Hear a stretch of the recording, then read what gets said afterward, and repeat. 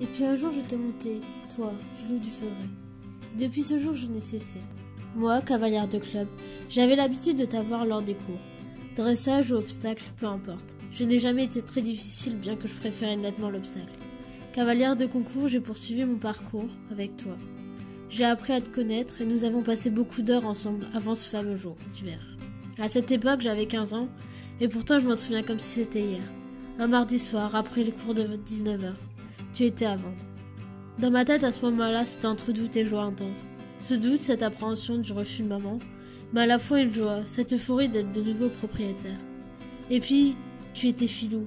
Tu n'étais pas juste un poney de club, tu étais le poney du fils de ma coach. Et puis finalement, le 1er novembre 2010, nous avons signé. Ce jour-là, toutes les économies que j'avais fait jusqu'à présent, c'était destiné à toi. Et le reste, c'était maman. D'ailleurs, je ne pourrai jamais la remercier assez pour ça. Le 7 novembre, je sortais pour la première fois en concours avec toi, en tant que propriétaire. Et ce jour-là, tu m'as offert comme à ton habitude un petit classement. 8e, 3e, 6e, 5e, 7e, 3 fois premier. Jusqu'au printemps 2011, je me suis encore fait une entorse. À la rentrée 2011, nous avons pris la décision de participer au championnat de France. Nous sortirons donc en concours assez souvent pour pouvoir nous qualifier. Le premier concours, nous sortons du tour éliminé sur le premier tour et dernier sur le deuxième. Notre plus gros échec. De quoi nous remettre en question enfin. Me remettre en question. Changement de casse, de reine, de tapis. De quoi partir sur une nouvelle base. De nouveau sur les terrains de concours, dimanche et jours fériés, j'en prenais confiance en nous peu à peu. Et nous grappillions les cartes nécessaires pour les qualifications. Ça, c'était jusque la veille de mon anniversaire, lors du paddock de la poney 3. Un poney me recule dans la cheville alors que je suis moi-même à poney. Ne voulant pas le dire à ma coach, je me tais, fais mon paddock et monte mon tour. Et nous sortons donc sans faute. Nous prenons la 3e place. Oui, mais, une fois à pied, impossible de marcher. Nous ne prendrons pas le départ pour la poney 2. Nous reprendrons suite à la guérison de mon entorse. Heureusement, c'est l'hiver et les concours sont de moins en moins courants.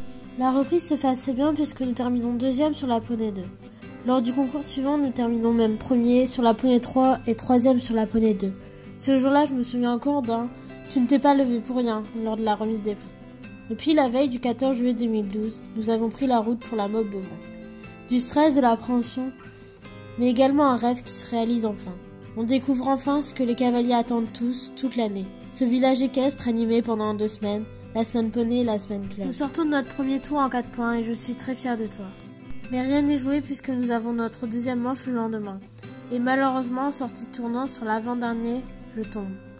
Et ce rêve, je l'ai réalisé grâce à toi et avec toi. Et puis l'été 2012, le sort s'acharne encore sur moi puisque je me refais encore une entorse. Mais bon, ça m'empêche pas de venir te voir et te mettre en liberté.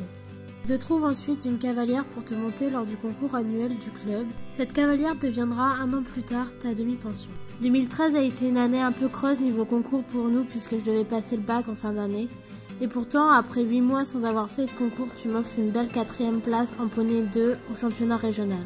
L'année suivante, je te trouve une super DP et lui offre la possibilité de faire des concours. Des petits 4 points sortent, rien de très méchant. Et puis le 5 avril, nous tirons notre révérence en sortant 6e avec Mélanie sur la poney 3 et 8e avec moi sur la poney 2. En octobre 2015, tu arrives à la maison pour une retraite bien méritée. Paddock Paradise, ton amitié avec Biscotte et ta vie à la maison, ça c'est le vrai bonheur.